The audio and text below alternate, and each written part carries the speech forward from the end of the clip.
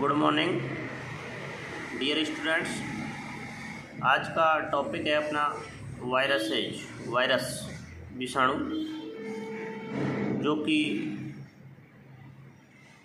आज के संदर्भ में एक इम्पोर्टेंट टॉपिक है, क्योंकि जब अपना देश और देश ही नहीं संपूर्ण विश्व, पूरा संसार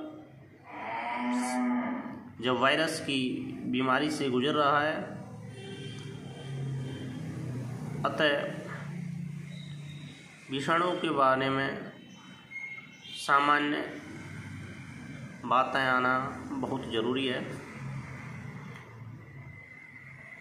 जैसा कि हम पढ़ रहे हैं, देख रहे हैं रोज़ कि पूरा देश कोरोना महामारी की चपेट में है, और कोरोना महामारी एक वायरस कोविड-19 के द्वारा अपने देश में फैल रही है और बहुत ही आर्थिक एवं जन की नुकसान पहुंचा रही है। अतः वायरसेस के बारे में आज हम पढ़ने से पहले सबसे पहले ये देखेंगे कि इनका इतिहास क्या है, हिस्ट्री क्या है। इतिहास की बात करें तो वायरस का लैटिन भाषा में अर्थ जहर या विनम इंग्लिश में कहते हैं। तो वायरस का लैटिन भाषा में अर्थ जहर या विनम या पॉइजनस फ्लूइड, तरल विष होता है। पाचन ने भी इन्हें तरल विष कहा।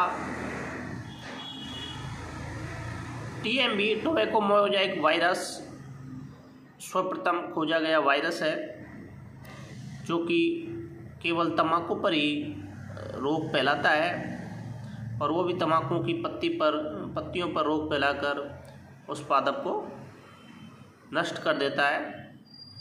इस प्रकार ये वायरसेज होते हैं, जो विषाणु होते हैं, ये होस्ट स्पेसिफिक या परपोषी विशिष्टता दर्शाते हैं।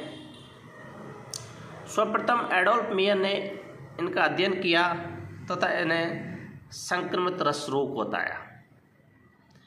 जब इस टीएमवी का से ग्रसित या इन्फेक्टेड प्लांट की एडोल्फ मेयर साहब ने जब इनका अध्ययन किया तो उनको संक्रमित रस रोग बताया। डीजे इवानोवास्की ने इस संक्रमित रस से एक सूक्ष्मजीव पृथक किया तथा टीएमवी नाम दिया। इस प्रकार टोबैको मोज़ेक वायरस नाम डीजे इवानोवास्की ने दिया है। डेविस नाम के वैज्ञानिक ने इन वायरसेज को विटामॉल कहा। तो सर्वप्रथम विटामॉल डेविस ने कहा।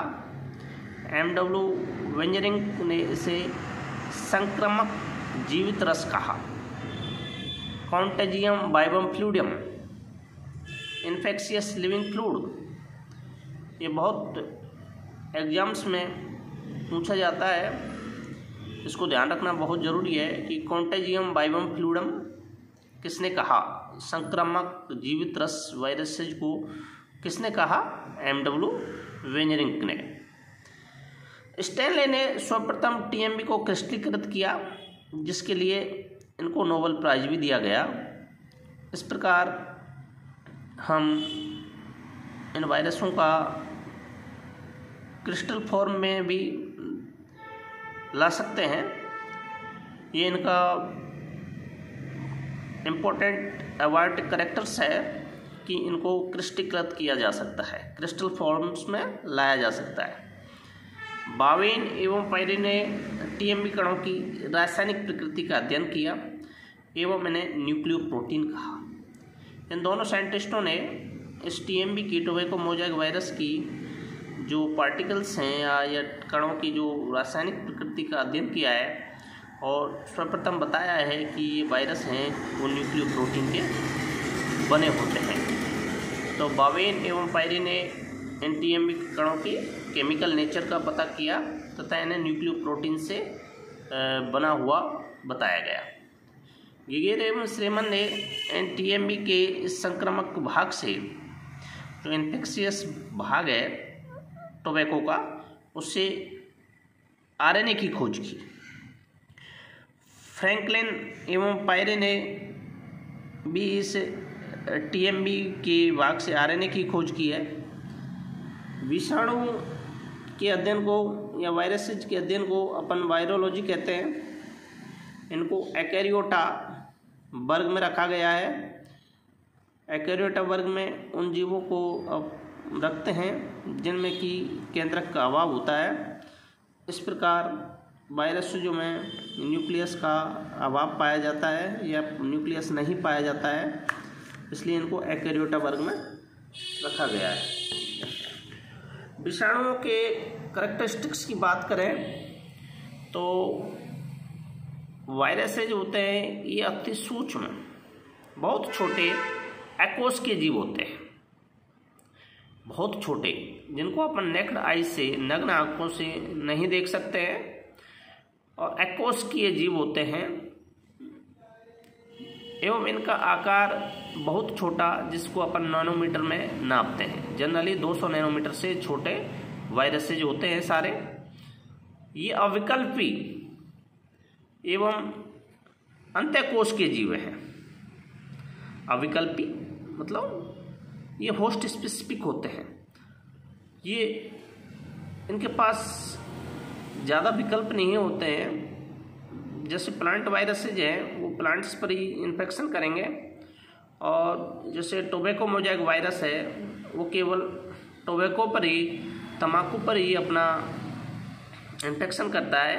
इसी प्रकार जो अन्य प्लांट वायरसेज हैं वो अलग अलग होस्ट्स पर, जो कि स्पेसिफिक होस्ट्स पर अपना इन्फेक्शन करते हैं। इनमें आरएनए अथवा डीएनए पाया जाता है। अहम लक्षण है इन वायरसेज का कि इनमें डीएनए अथवा आरएनए पाया जाता है, अर्थात न्यूक्लिक एसिड पाया जाता है, जो कि इनका सबसे अहम बायोटिक फैक्टर है, बायोटिक करैक्टर्स है। इनको फिल्टर पेपर से या जीवाणुवीय फिल्टर से आसानी से गुजार सकते हैं। इनमें गुणन, मल्टीप्लिकेशन का गुण पाया जाता है, अर्थात इनको जब अपना होस्ट परपोसी, विशिष्ट परपोसी मिल जाता है तो उसमें पहुंचकर अपना मल्टीप्लिकेशन करके अपने संख्या बढ़ाकर उसकी रासायनिक तंत्र को अपने नियंत्रण में ले लेते हैं, उसकी उपापचयी क्रियाओं पर अपना नियंत्रण कर लेते हैं और मल्टीप्लिकेशंस करके अपनी संख्या बढ़ा लेते हैं, वह उस जीव को नष्ट कर देते हैं।